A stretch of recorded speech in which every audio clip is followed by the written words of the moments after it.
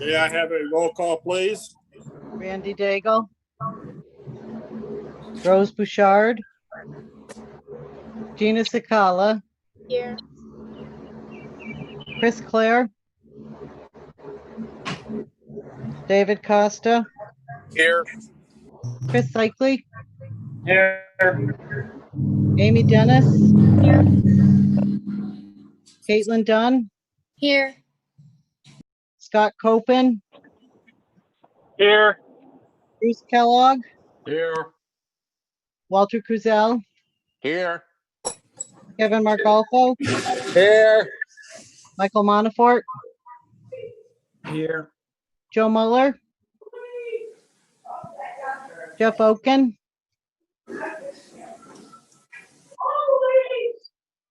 Amar Shamas. Here. Greg Stritch. Yes. Stacy Thurston. Here. Marcus. Brennan. And Nate. Okay, thank you. First item on the agenda, and actually, before we do that, I'd just like to note for the record that this is Greg Stritch, Vice Chairman, standing in for Randy Daigle, Chairman, who's not available this evening. Approval of minutes of the preceding meeting of June 11th, 2020. I'd like to have somebody make a motion for that. Mr. Chairman, I make a motion that we approve the minutes. Scott Copen. Seconded. Are there any questions or comments? Hearing none, I'd like to call a vote. All in favor? Aye. Aye. Aye. Thank you. I don't think we have any committee guests tonight, so let's get right into the architect report. This is going to be discussing this evening the phase 2 furniture plans. Bruce, I guess you're going to do that for us. Thank you, Greg. Yes, we have Emily and Nikki here this evening from our office who have been working on the furniture, fixtures and equipment, furnishings, fixtures and equipment package. It's going to the state later this month. And so they're going to walk everybody through. Emily has a presentation of the furniture that she's been putting together with the school district. And she also has a cost estimate with it. And that's what we'd be submitting to the state. Part of that process is, you guys remember the state 042 forms, which we have to get your approval on, which says you've reviewed it, you've approved it, and it can go to the state for their review and approval to bless your eligibility for reimbursement. So you're the first step. Board of Ed, I think, is next Tuesday. And then the state was originally scheduled for next Thursday, the 9th, but they've had to reschedule. I think it's now the 23rd. Yes. So with that, I'm going to turn it over to Emily and Nikki to walk you through. All right, thanks, Bruce. I'm going to share my screen. I have a presentation.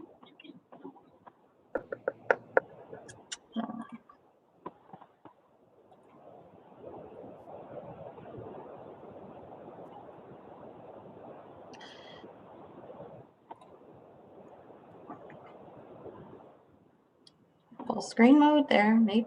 There we go. All right, so we started the furniture phase process back in March, just in time for COVID to start. It was definitely a different process than what we would normally do, but we were able to make it work all through video.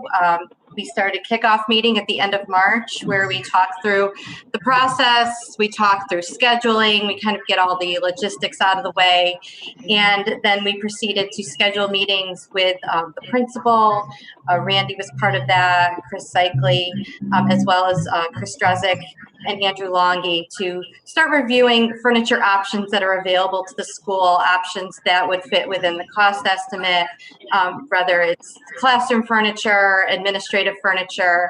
And as we know, this is renovate to new, so for the most part, all of the furniture is new. We had some samples delivered. Once we narrowed some options down, we had those delivered to the school so that they could be reviewed by the principal and the some of the staff, the facilities people. Richie was part of that, Sarah Haran. We did have a social distancing sample review meeting where we talked through the different samples. They had the teacher chairs sampled by some of the staff that were able to come into the building and vote on the one they liked the best. So we certainly made it as inclusive as we possibly could through that process. We also sent out surveys. So rather than our typical sit down and talk through programming meetings like we did for the original phase of the building through the construction, we had surveys go out. So based on those initial programming meetings that we had last year, we had furniture plans and lists of furniture that we were anticipating, and we needed those to be vetted by the department heads and the staff. So surveys were sent out. We received them all back within a couple weeks, and the staff were able to answer questions, review the lists, make recommendations, and selections that they were looking for, and even getting specific equipment lists for items like maintenance equipment, items in some of the music areas that are more specific. So we were able to work through that process through video meetings and through the surveys. We did final presentations with Andrew Barrios and some of the staff and reviewed final selections. And that's what I'm going to present today. So what we've put together is a presentation of a sample of what we're getting for the school. Not every single item, we would be here for quite a while, but it's sampling of classroom furniture through administrative and some of the specialty spaces. I'll then show you an example of how we put those documents together as far as our item data sheets and the project manual, how we put the furniture drawings together, which we have a sample of, and then I'll walk you through the cost estimate, which we have broken down by category, by eligible and ineligible items. So with that, I'll start going through. So as I said, we had a number of samples to the school, and the selections for the typical classrooms are the what they call the diamond desk. It's a trapezoidal shaped desk that can be put together into groups of students when students can actually be put back into groups again, or separated individually for their workspace. A stacking chair for the classrooms. We have ADA desks. Obviously, we need to meet ADA requirements, so one in each classroom.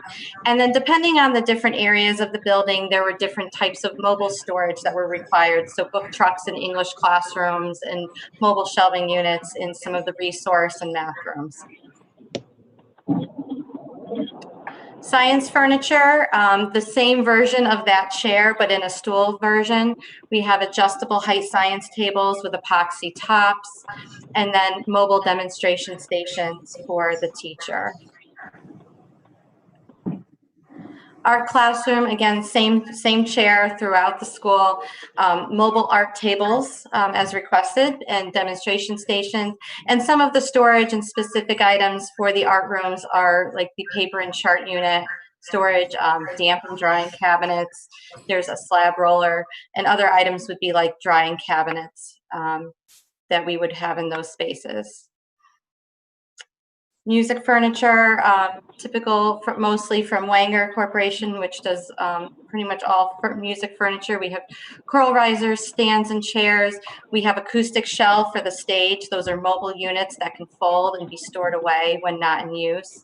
A lectern for the stage, and then different types of mobile storage for specific instruments like cello and brass racks, and then garment racks for the drama area. The tech ed spaces or career tech spaces, robotics, design and modeling, the materials processing lab, those types of spaces. We have a variety of different types of furniture that are going in here. This is just a small sample. We have computer stations for some of those areas, specific storage, like in the robotics lab, little tote storage for all of their small pieces. Large tables with storage underneath for the materials testing lab. And then we have the same version of chairs and stools within all of those areas. For the teachers, they will have all of the same furniture throughout, no matter what classroom they're in. This chair on the left is the chair that they voted on and even voted on the fabric that was selected. The teacher chair or teacher desk is a mobile single pedestal desk with drawers and file. It has a curved unit at the top, so if a student comes to sit and meet with them, they have a little area to work at.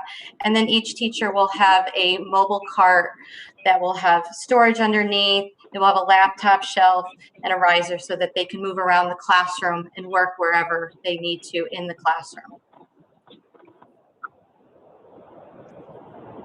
In some of the public spaces, as well as the hub, which is the large circular space in the around all of the CTE classrooms, that's the main circulation area within the building that's that we're renovating.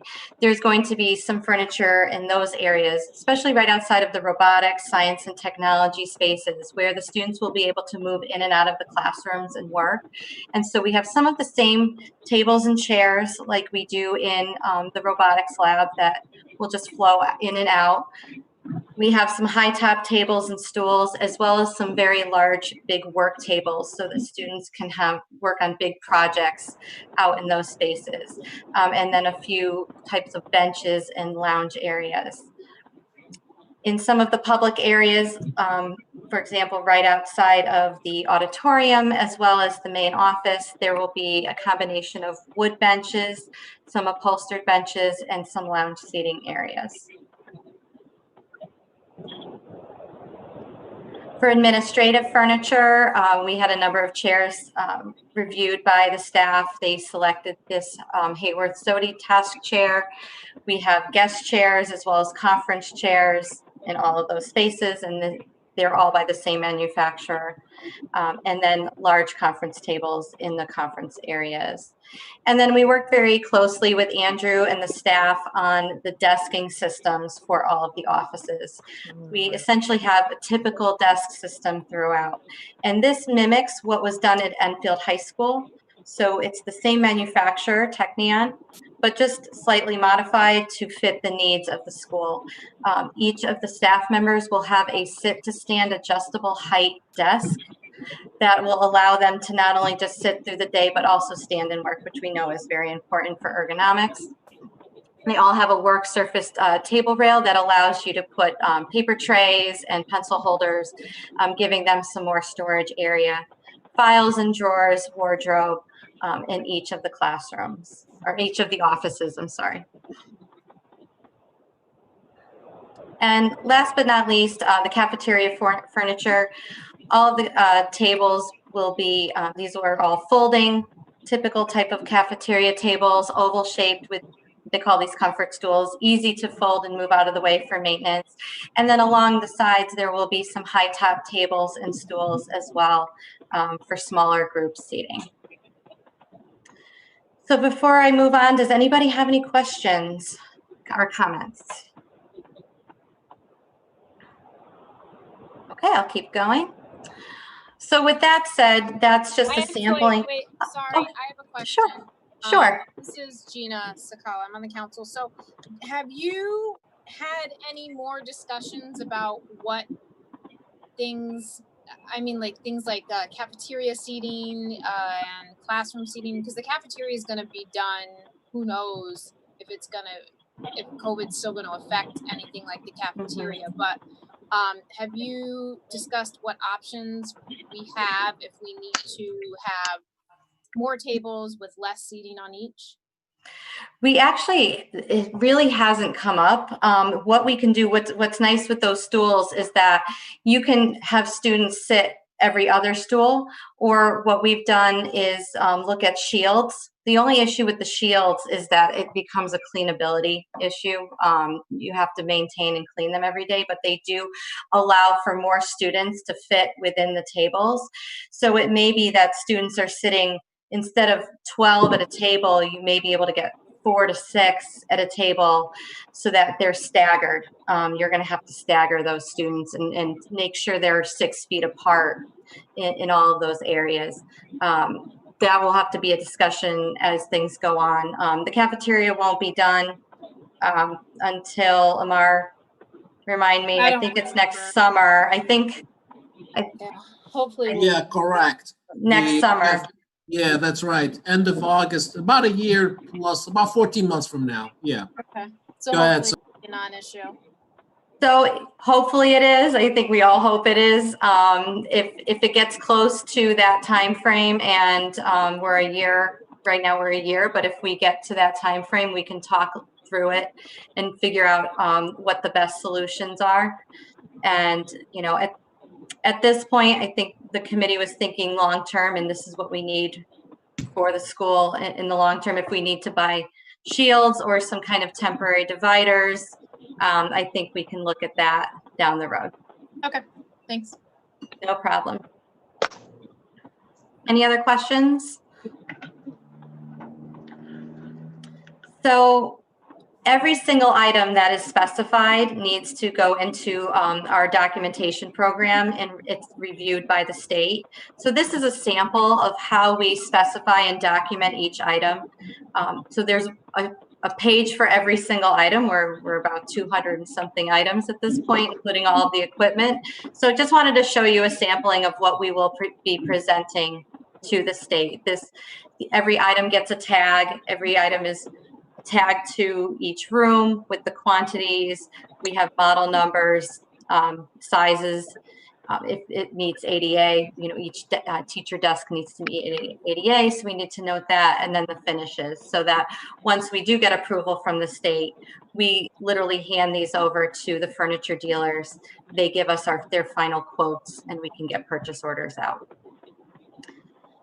Along with these item data sheets, we also have the furniture drawings, and now they'll be tagged. We also tag all of the ADA stations as required by the state. And this is just a sampling of a portion of one of the plans. As you can see, typical classrooms and science labs, everything's tagged for the state to be able to cross-reference as they make sure everything's tagged correctly. And when these will be used by the furniture installers when they install the furniture during installation timeframe. And with this in the specifications, because this is a phased plan, we do have a phasing diagram that we give to the installers as well. So they know that area F is, February 2021, and that portions of C and B are part of August. So they'll have all of that documentation in the project manual. I love this. And so last but not least, the most fun part is the cost estimate. Emily? Yes, Emily, can I sneak in with one question, please? absolutely. The teacher personnel belongings, are the desks or one of the cabinets locking so that the teachers have a place to put their personal belongings? Yes, so actually in each classroom, there is a built-in cabinet. There's built-in tall cabinets and a wardrobe unit. So, and all of those cabinets are locking. So the wardrobe unit has an area where they can hang their coat, umbrella, purse, briefcase, whatever it is, and they can lock that. The teacher desks also have drawers that are locking, so they could put their personal belongings in those items as well. And then in all of the offices, and I can just run back to the desking system in the offices, this cabinet on the left, you can see says wardrobe. So that will be an area where they can put their personal belongings within each office and lock it.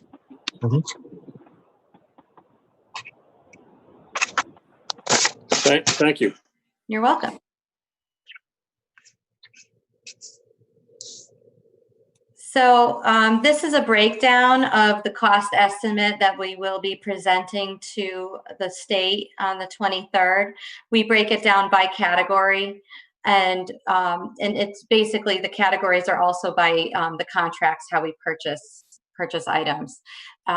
There's a column for eligible costs. There's also the column for ineligible costs. The state is very prescriptive about what they will pay for and what they won't pay for. Some items, like in the music furniture, they will not pay for choral risers. We all know that the school needs them. It's part of their program, but the state does not pay for risers. They do not pay for outdoor grounds equipment, for example. But those things are still needed by the school and are still typically part of the project. So that's what's included throughout. So you can see here, the different costs and the breakdowns. And then the overall total is it's just under $2.3 million, 2.28765. So with that, does Okay, anybody have any questions? Okay, thank you, Emily. A great presentation and good financial summary. Thank you. Thank you. Would you like me to stop sharing now? Yes, please. Okay. I one real quick. Emily, it's Mike Montefort. Is there a way you can share the photos with us so we could get those out on the Facebook page and everything like that? None of the financials, obviously, but. Oh, sure. Yeah, I can edit out the presentation and send that off to everybody. Actually, Chris should have a copy, but I can edit out the end piece just so that they can see the different areas of the building. Great, thanks. Yeah, no problem. Walter, you have a question? Emily, is this the same presentation you want to do next Tuesday for the BOE? I was planning on it, yes. Okay, could you forward us that, or just forward it to me, and then I could forward it to the committee so they could have it pre ahead in case they have any questions they can think of. I'll forward it to me on Monday. Don't do it today. Oh, okay. I don't want to give it to them over the weekend, but if I give it to them on Monday, then that will give them enough time.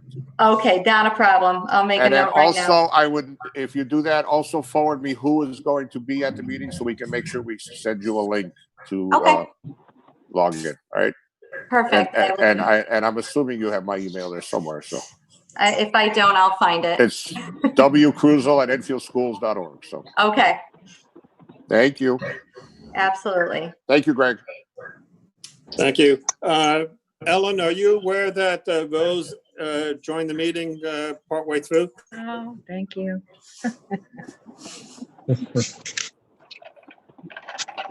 Okay, so nothing else on the architect's report. CMR report. Amar, you up? Okay, I'm gonna actually turn it over to Marcus Brennan, on-site project manager, senior project manager, to take you through the progress of what's going on site. So with that, Marcus, go ahead. Sure, I have a screen to share as well, some pictures. Everybody see that? Yeah, we're good. Everybody can see my screen? Yes, we can. Good. All right. So just a reminder, a basic overview of where we're at, what phase of the job. Left picture you see here is obviously a map of the site. And if you've driven by, as you can see that all the site fencing we've put up, we effectively have the yellow highlighted area of fencing under our control at this point. And the right picture here is the interior phasing of the building. So we've taken over essentially 3 wings of the existing building, black, yellow, and blue, as well as we are in the swing space areas this summer as well, which are the light blue areas within the existing cafeteria, the existing media center, and then a small piece in the yellow wing as well. We'll be moving into the existing auditorium later this summer as well to get that a little bit of work in there to get it ready to act as a cafeteria come the fall.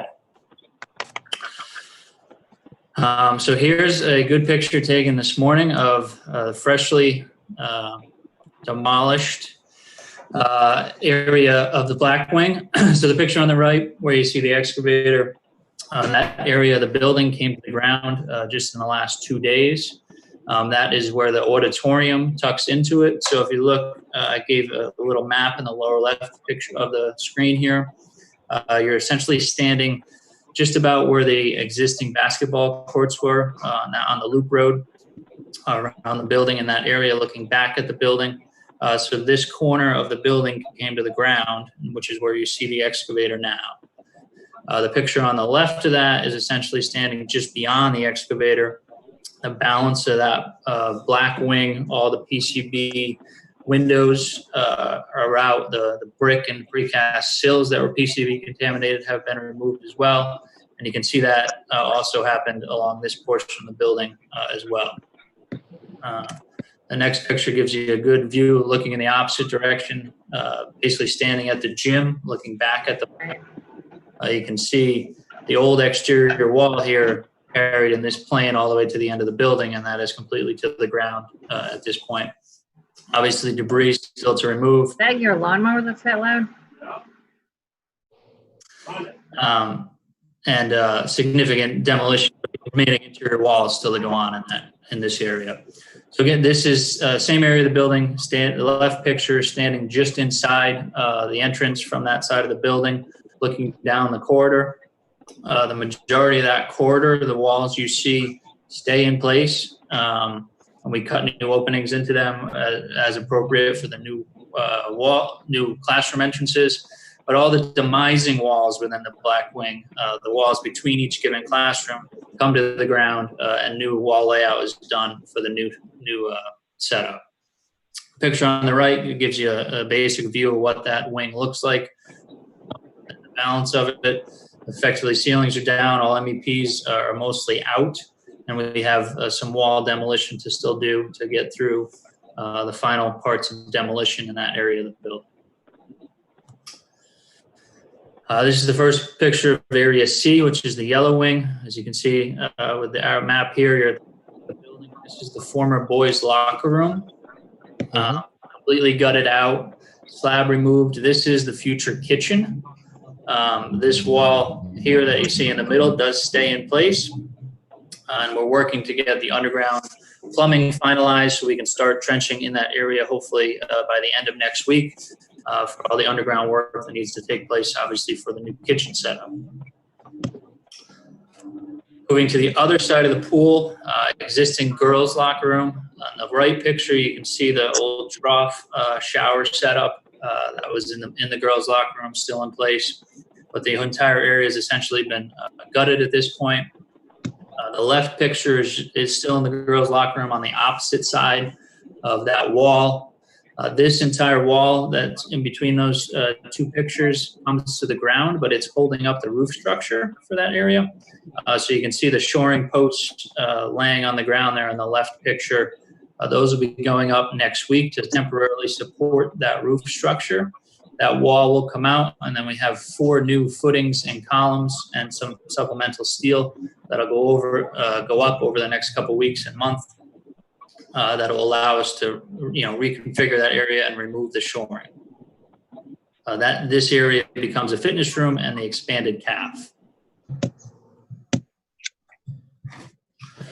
Same area of the building, so still in that wing, standing in the corridor, basically between the existing gym and the existing pool area, looking back toward the main hub.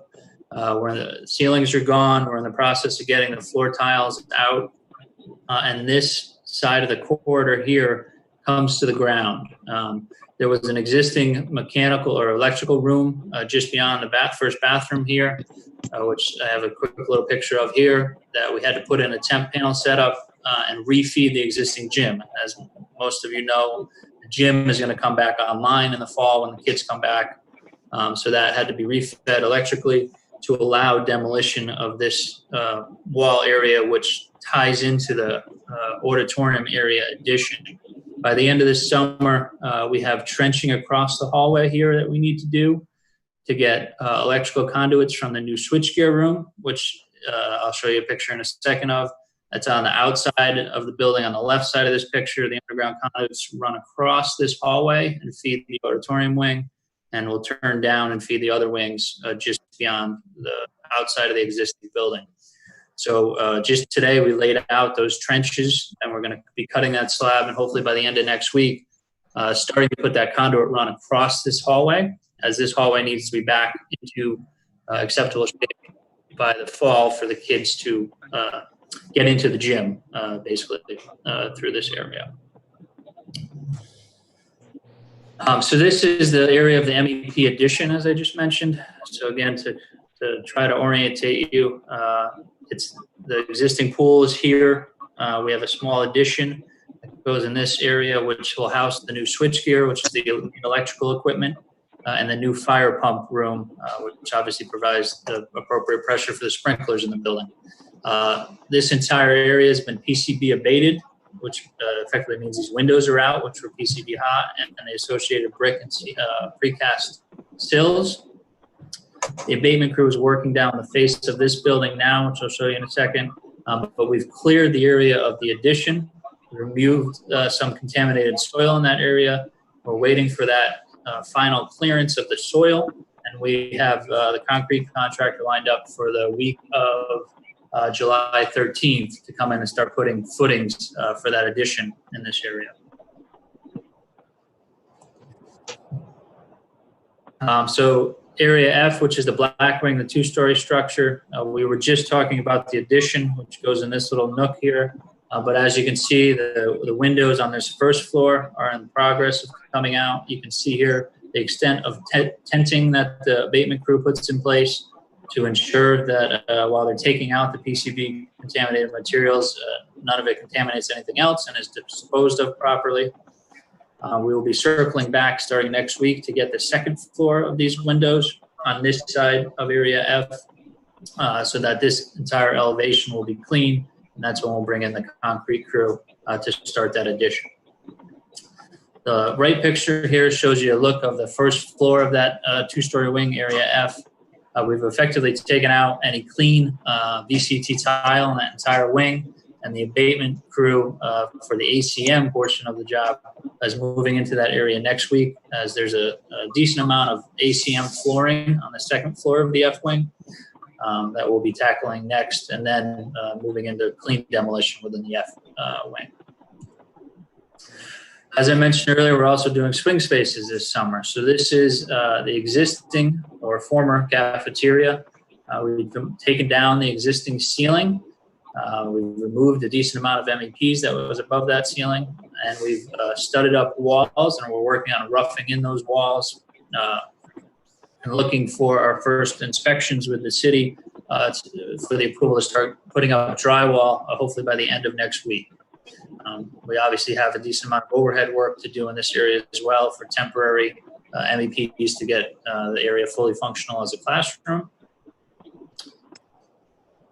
Similar in this instance, existing media center, which will become classrooms for the fall. We've taken out all the ceiling pads in this area. We've done a full scan of the existing utilities that are there.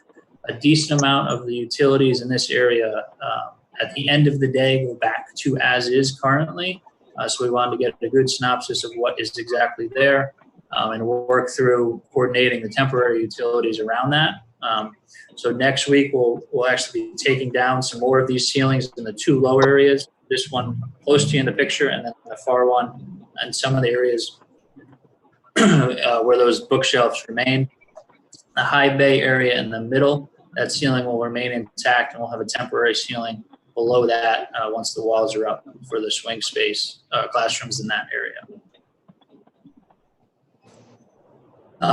So other than that, we're obviously working through heavily getting through the submittal process with JCJ and BVH mainly.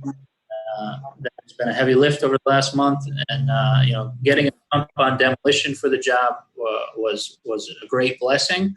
We're just working on catching up to get all the follow-on trades in place to keep that push on as we continue to move through the areas of the building. Great job, Marcus. So just to add a little bit, in addition to that, obviously, there is weekly meetings with the design team, which we call the owner, contractor, and architect meetings. Those have been ongoing every week at the job site, and obviously some people calling in as well. There's a lot of people working behind the scenes and trying to move, answering questions, addressing issues, and everybody's working extremely well. And, what a great team effort that you could see the progress in front of you. So yeah, everybody's really pulling together and trying to make sure that the project stays on track, on budget, and ultimately deliver the project that you guys are looking for.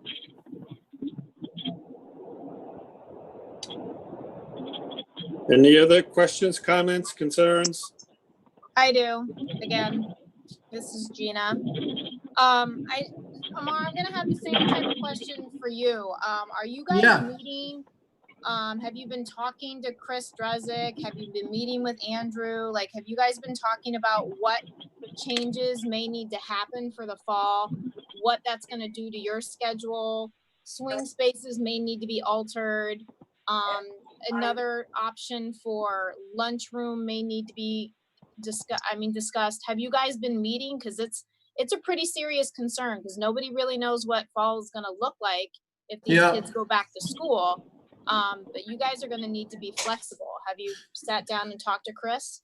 Yeah, we're going to be actually setting those meetings up. Obviously, Chris Cycling, I think Chris is here on the call as well, so jump in at any time. Obviously, we're very aware of the conditions, and as we work through the renovations, obviously the space is there.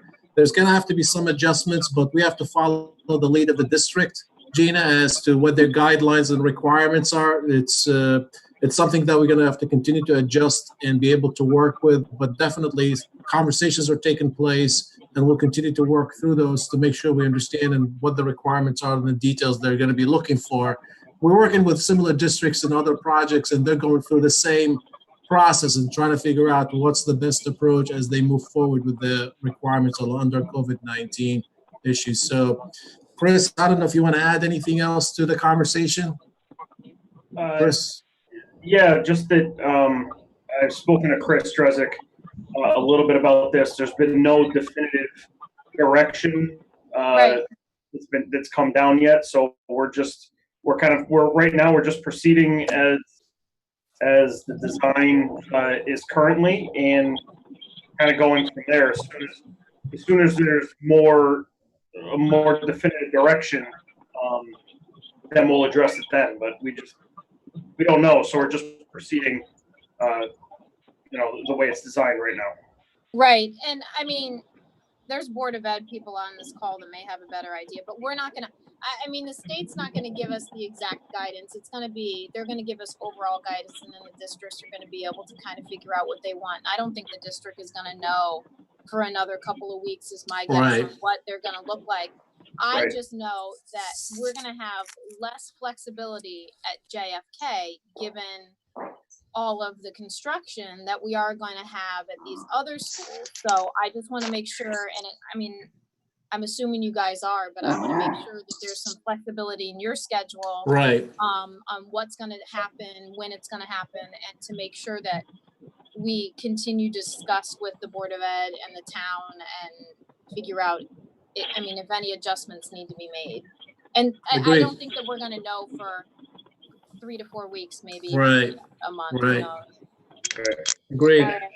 And as we all know, the building is what it is, and it's already tight. It is. That's why I'm worried. Yeah. There's not much to be difficult anyway, but now given the fact that if the kids go back and they're going to have some sort of discussion, or if they're going to have limitations on how many kids are going to be in a classroom, how far away they can be from each other, how many people can be in a cafeteria. You're not even going to really have a cafeteria. So those all worry me. I just want to make sure that it's on everybody's radar. Right. Yeah. Right. Agreed. Any other questions or comments for the Marcus and Amar? Greg, it's Walter Kuzel. Yes. One thing earlier that you were saying Area F Blackwing, I think you meant to say Blue Wing. Correct. Area F is Blue Wing. Okay, and back to Gina's question, I just literally had a meeting with Drezik, in-person meeting with Drezik today, and we're still going over the 50-page document we just received on Monday, which now the governor's calling a working document. So it's not even, everything's in flux, so. Yeah, it's gonna be a fluid. It's gonna be Yeah. a working document for weeks, if not. Yeah, months. so but they are, they're gonna let the holiday weekend go by, but as of Monday, they're gonna seriously start digesting it and working with staff and if we have to get the construction on board too, we will do whatever we need to. So you guys are doing a great job. Thank you very much. Okay, thank you, Walter. Any other comments for the Marcus and Amar? Okay, I want to step back just for a second to the architect's report. This question is for Bruce and Chris. Do we need to vote on accepting the FF&E plan that was presented tonight? Yes. Yes. Okay, can I have somebody make a motion to accept the FF&E plan that was presented tonight? I'll make a motion to accept the presented FF&E plan. Okay. I will We have a second. Second it. Yep. Any questions, comments, concerns? Hearing none, all in favor? Aye. Okay, we have unanimous acceptance of that to continue the process. Thank you. Perfect. Okay, Budget Subcommittee. The Budget Subcommittee convened last night a meeting, and everything that's going to be discussed under the Budget Subcommittee agenda item was reviewed and accepted by the Budget Subcommittee. That, of course, is myself, Randy, Scott, and Chris were all in the review. First item is JCJ. Let me pull my paperwork out of here. We have a draft copy of, I don't know if it's final yet, Bruce, of a request to add additional man hours for the purpose of having the architect rep on site for an additional 60 half days and 100 full days. This is ultimately going to give us a architect rep on site once a week during the construction phase of the project. Presently in the budget, it is scheduled for every other week. So this is just filling in those weeks that were not pre-planned. Of course, if there are critical issues that arrive on site and the architect needs to be called in on I'll call it a non-standard visit day, that of course still will occur. So I would need a motion to accept the proposal from JCJ for this additional support, and the budget for this would be $130,000. Craig, this is Scott, and I make that motion. Okay, I'll thank you. second it. Okay, any questions, comments, concerns? All in favor? Aye. Okay, thank you. We have that completed. Next item on the agenda is JCJ's invoice number 15, dated 6/30/2020, for the sum of $104,855.28. Can I have a motion to bring that on? So moved. This is Scott. Seconded. Okay, thank you. Any questions, comments, concerns? Hearing none, all in favor? Aye. Okay, thank you. I believe that completes JCJ. Let me just check my pile of paper here. Okay, next up is Gilbane. The first item is Gilbane invoice number J08621.7. So this is invoice number 7, dated May 21st, 2020, for the sum of $45,750. Just for clarification, this is the last of the pre-construction effort that was put forth by Gilbane, and anything after this will be all construction related. Can I have a motion to accept this invoice for I payment? make a motion to accept invoice 7 by Gilbane. I'll second it. Okay, any questions, comments, concerns? Hearing none, all in favor? Aye. Okay, thank you. We have a second invoice from Gilbane. Their invoice number 8. This is dated 6/29/2020 for the sum of $1,240,901.06. This is the first of the construction activities that are being undertaken by Gilbane that you heard Marcus talking about earlier in this meeting. Can I have a motion to accept this invoice? I make a motion to accept Gilbane invoice number 8. Do I have a second? Second, Scott. Okay. Any questions, comments, concerns? Hearing none, all in favor? Aye. Okay, thank you. I believe that does it for Gilbane. CSG. We have 2 amendments. Amendment number 2 dated 6/30/2020. This is for CSG to provide moving services. Right now, CSG has in their contract moving services management. That's already covered in their contract. This is the actual move of the material. So it's by whatever moving contractor is selected. So this is the actual labor, material is necessary, boxes and stuff like that for the moves. The budgeted allowance will be $100,000. Do I have a motion to accept this? Greg, I just have a question on that. Is that for the moving of everything out of the media center to make room for the swing space and all that? Yeah. The move out of the media center, in large part done by DPW.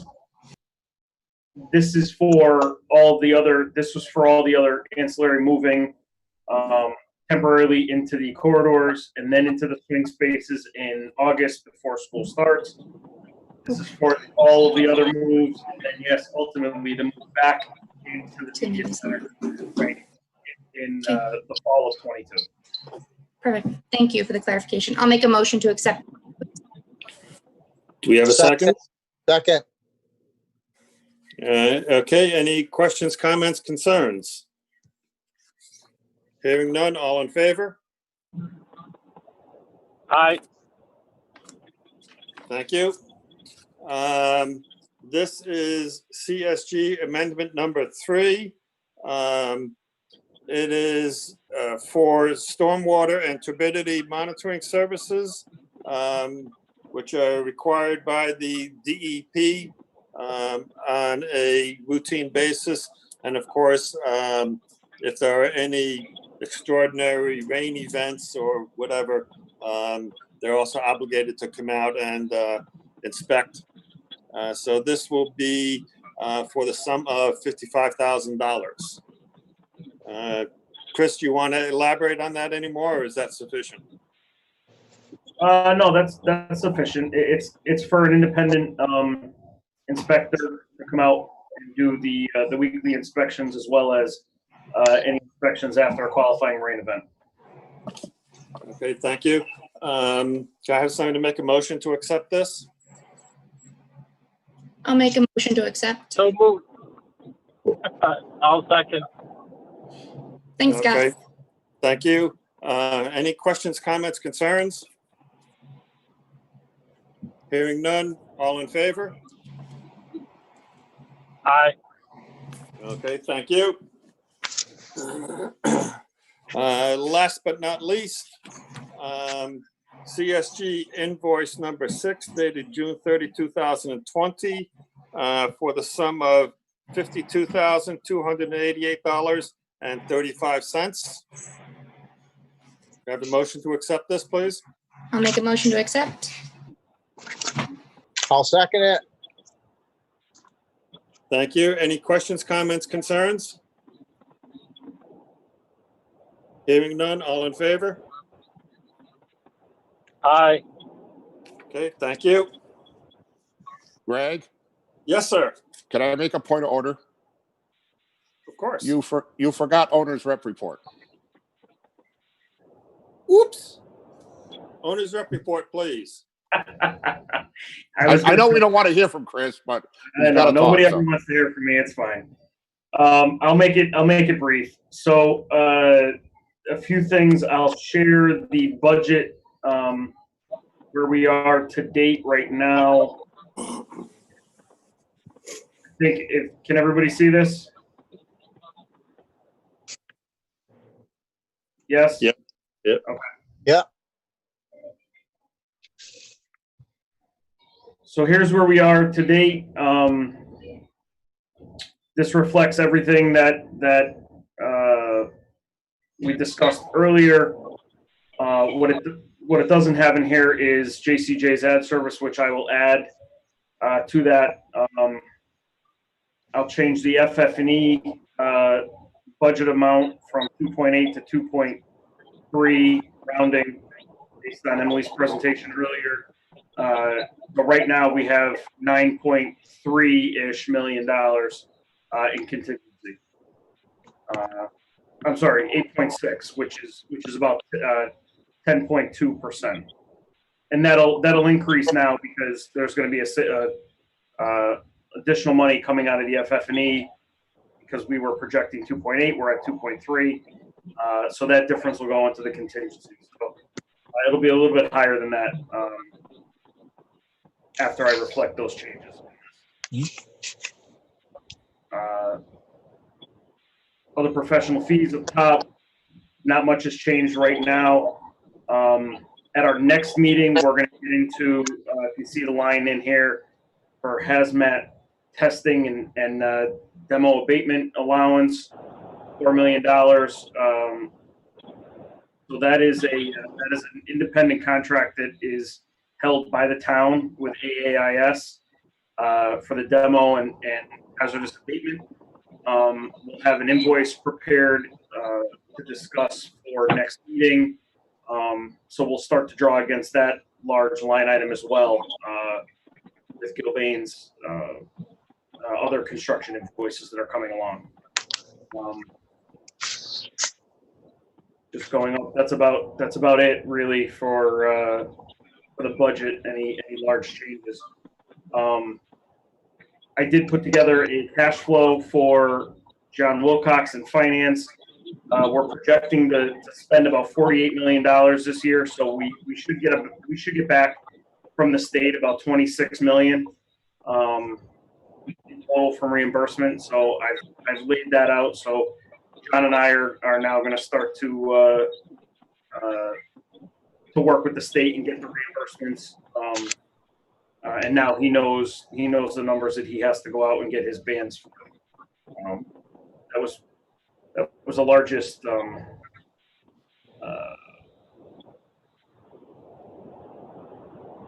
update that I had to do with John this past month in June.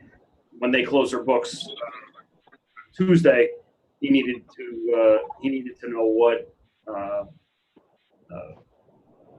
his total exposure was for this upcoming fiscal year. So we got that all squared away. Otherwise, I don't have anything else right now. Okay, thank you, Chris. Any questions or comments for Chris? Okay, thank you. I hear nothing for old business, item 7. Actually, it's 2 items 7 on the agenda. Nothing under new business. Communications Subcommittee, can I have a report, please? Sure. I went to the site a little over a couple weeks ago. Met with some of Marcus's guys and did a tour. Took a couple photos. I posted Amar's action plan to our Facebook page, and we got a good engagement on it. And then I posted the next day just 3 photos of the job site that we had approved to post, and it reached 1.7 thousand, opposed to just the plan reaching 235 people. We had some of the most engagements, about 700 engagements, and 108 click-throughs on it. So I've been talking with Marcus over the last few weeks, and with Marcus's presentation that he's going to give us on a monthly, I believe, what he shared today, he's going to forward me over a couple photos here and there with a blurb, and we'll just kind of keep the goodwill out there for the public, and they seem to be loving it. So if we can, They like the pictures. the pictures are worth 1,000 They words. like to see the progress, yeah. Even the demolition picture. So imagine when we actually start putting something up that Right. looks pretty, it's going to be pretty cool. So, but yeah, Marcus and I have been talking, and things will be moving forward with that, and looks good.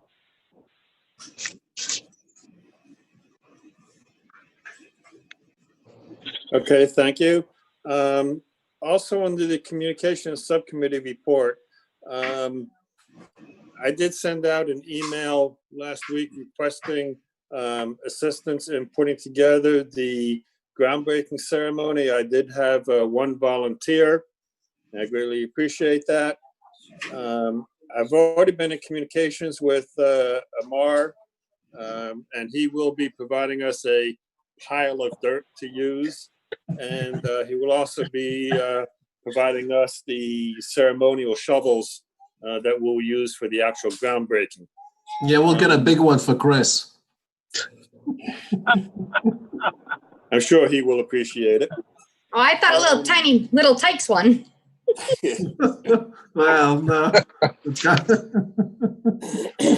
Okay, what I've got coming to me, courtesy of Deb McCarthy, is she is pulling out of the archives with the assistance of the IT group, the agenda, invitees list, et cetera, for the groundbreaking that we did at Enfield High School. Randy and I have talked about this, and we plan on doing more or less the same thing. So I'm just pulling out those archives to find out exactly what we did, and we'll probably model this one very closely after what was done there. One issue that we do need to start thinking about, of course, is the date. So I'd like to ask, I was going to ask Gina and Joe, but I guess Joe's not on this evening, so I'll punt it over to you, Walter. Could we have you two get together and propose some dates that's good to both the Board of Ed and the Town Council, so that we can start to think about what date we want to do this on? Can you take those action items, please? Do you have any time frame? I mean, any month in particular, or? I'm thinking we should probably do it pretty close to start of school, so that we could, Yeah, that may be difficult with all the work we have to do to reopen the schools. So, but I will punt it off to the superintendent and see what I can find out. Okay, thank you. I'll talk to Mayan. Okay, thank you. Bruce, I assume that you will be able to provide us some fancy looking posters with some great looking pictures on it of what this thing is going to look like when we get done. We would be happy to. Thank you.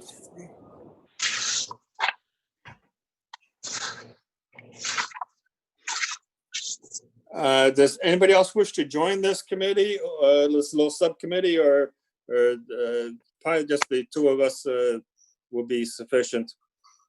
Would anybody else like to join?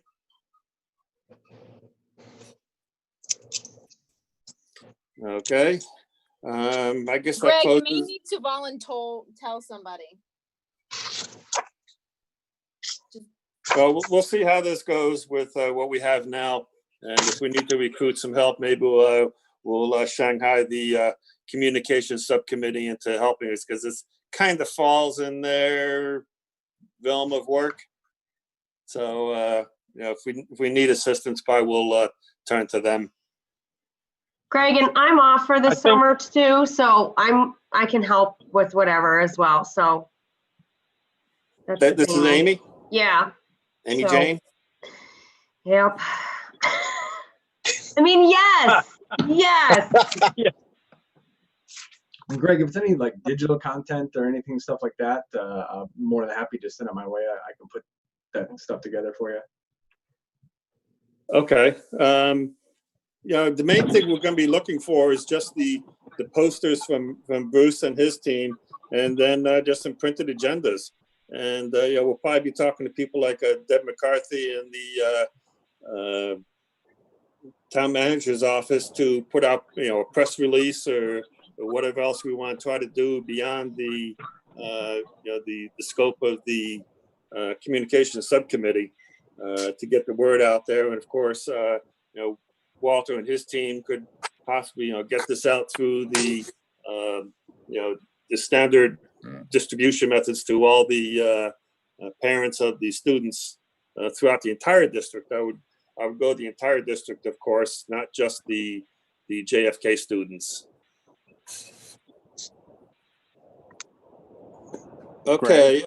Greg, Yes. I'll have my people call your people and they'll talk to their people and we'll get it all straightened out.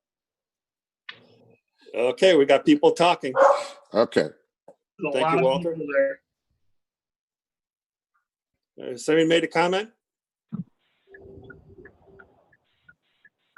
Okay, next item on the agenda is schedule of the next meeting. Based upon the present cycle that we're using, we're looking at July 16th. And we will have to take and probably stick with that meeting date of July 16th. It will probably be a virtual meeting, but there is a possibility that may be an in-person meeting or a combination thereof. That's kind of up in the air right now as we start transitioning. So I'd like to have someone make a motion to make our next meeting July 16th. So moved, July 16th. Second? I'll second it. Any questions, comments, concerns? Hearing none, all in favor? Aye. Thank you. Committee comments, liaisons from the Town Council and Board of Ed. Do you have anything to add? I've already made mine and I guess my questions. I just really think that I'm happy that you guys are working pretty closely with the superintendent, because it's going to be a fluid situation that's going to require a lot of attention. I'll ditto that, other than we still waiting for the state to iron out what the details are going to be. So, and then Chris Cycli, are you going to be in on the meeting on next Tuesday for the Board of Ed as well, or no? Yes, I'll be there. Okay, so I'll make sure you get an invite as well, and then Emily was going to send me whoever else needs it would like. Yeah, it'll be me. Okay. Nikki won't be on, so you can send it to me. All right, so I will send those two, and then you'll forward us that packet too, so I can on Monday. Monday morning. Excellent. Thank you. I believe Kathy has that as well, but I'll double check with her. I'll double check with her Monday too. So yeah, not a problem. Thank you. Okay, thank you. Anybody else have any comments from the liaisons? Okay, committee members, any comments, questions, concerns? Hearing none, good to the order. Anybody have anything?